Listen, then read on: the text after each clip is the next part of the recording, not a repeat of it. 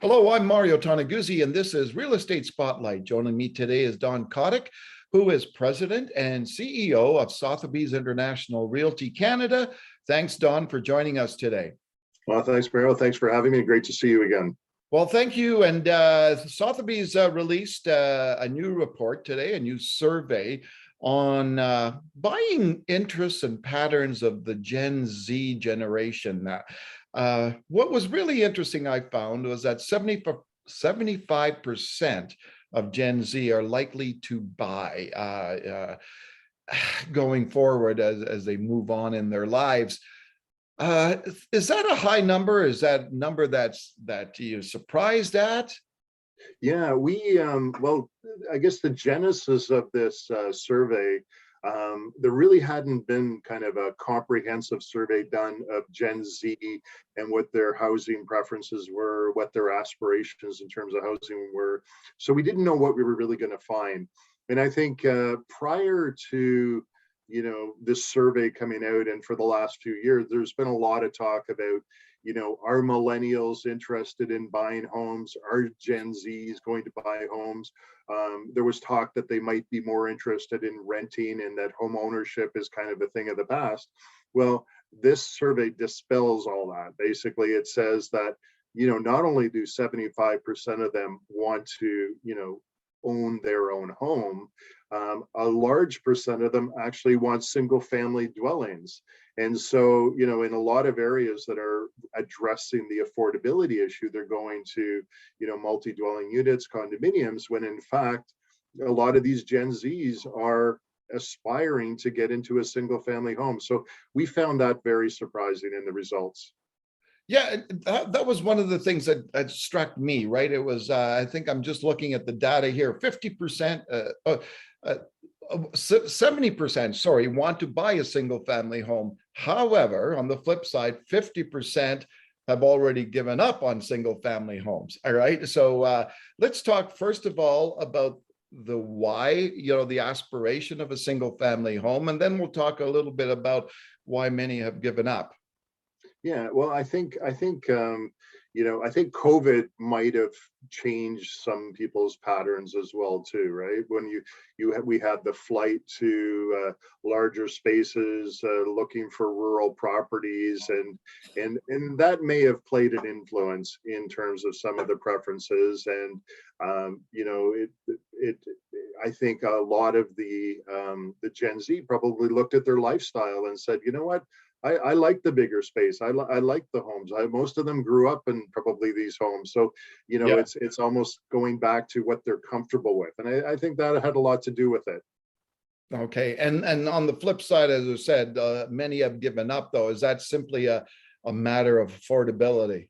Well, especially when we're dealing in the major cities like Toronto, Vancouver, right? Yeah, and I think you have to look at the demographic, right? We're talking people, this demographic runs from 10 and obviously up to 28, and we were more interested in this segment in the home buying section. So they're new to the job market at this point. They're accumulating their assets.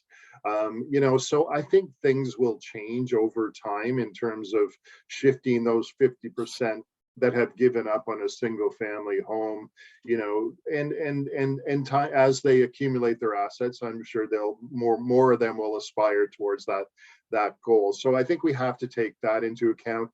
We have to take into account, the great generational wealth transfer that, are a lot of these, Gen Z are going to benefit from. So their buying power over time will increase, and I'm sure their preferences will as well. Okay, super. One of the things also that was mentioned in the survey was that 82% were concerned about their affordability of, where they could buy, right? And that's obvious, I would think, in places like Toronto and Vancouver, like, looking at, sort of the central areas and cores, inner city cores of those communities. Ain't going to be possible for many of those Gen Z initially, right? So they're going to have to be looking outwards, right? Out in the suburbs. Well, not only that, but then I guess the message here is it really bodes well for areas like Calgary and Montreal, where the average price range is a lot lower. Yeah. So I think you're going to see a lot of people, reconsidering, their destination based on the average house price. But what this also does is has a spin-off effect for the economies.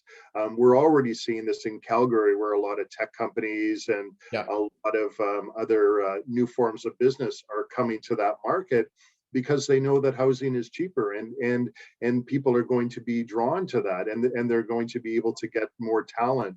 So I think there's going to be a lot of beneficial aspects to areas like Montreal and Calgary, and probably somewhat at the expense of areas like Toronto and Vancouver. I think one of the interesting things, right, is you mentioned the pandemic, and obviously, there's been a huge trend in the last 2 years, going to remote work.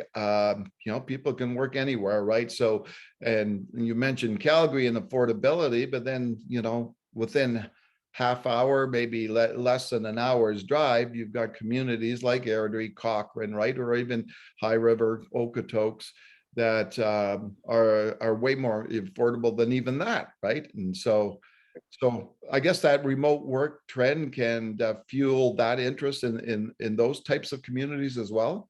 Well, I definitely think that's going to happen. And I do think the residual effects of COVID and remote working, I think, are going to be here to stay. I know a lot of corporate policies have had to be reshaped as a result of this, making allowances for people, that want to be, more mobile, want to work from home. And you're right, the feeder markets of, something like Calgary is definitely going to benefit as well too. And we're seeing this in Ontario, we're seeing this in Calgary, we're seeing this, in Montreal as well too. So right across the country, there's beneficial aspects to a lot of markets that didn't have a lot of activity in the past. Yeah, exactly. One last thing, Don, when we were looking at the survey itself, one of the top barriers for home ownership is I guess the saving for a down payment, and especially as obviously as price of a home is higher, higher the amount that needed to be saved. So is that I shouldn't say the word legitimate, but is that a real concern for this younger generation, or is it just something, as you mentioned, that with time will alleviate, I guess? I think with time it would alleviate, but I think right now, the cost of living is taking a big chunk out of the Gen Z's buying power for sure. I did have an anecdotal discussion with a couple Gen Z's last weekend, and they were very concerned about, the federal government's excessive spending and how that could affect inflation.